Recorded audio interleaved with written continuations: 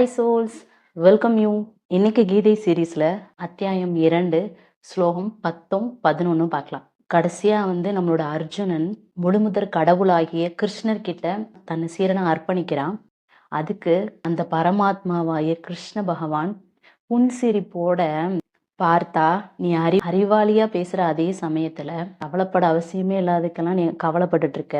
அறிஞர்கள் வாழ்ந்தவர்களுக்கோ இல்ல மாண்டவர்களுக்கோ வருத்தப்படுறது இல்ல அப்படின்னு சொல்றாரு. இதுல இருந்து என்ன சொல்ல வர்றாரு தெரியுமா? அர்ஜுனா, அறிவாளியா பேசுறன்னு நினைச்சிட்டு முட்டாள் மாதிரி பேசிட்டு இருக்க. உனக்கு உடல்னா என்ன, உயிர்னா என்னன்ற வித்தியாசம் தெரியல. இத ரெண்டுக்குமான வித்தியாசம் தெரிஞ்சவன் தான் அறிஞன். அவன் இந்த உடலுக்கும் ஆத்மாவிற்குமான உறவு என்ன அப்படின்றதையும், இந்த உலகத்துல வாழ்றதுக்கும் அவன் இறந்து போறதுக்கும் எந்த ஒரு சேஞ்சஸுமே இருக்காது. அதுதான் ஒரு சிறந்த அறிஞனுக்கான அறிகுறி. ஸோ இதெல்லாம் பார்த்துட்டு சஞ்சயன் ஒரு பக்கமா சொல்லிட்டு இருக்கான் அங்க திருதராஷ்டிரன் கிட்ட.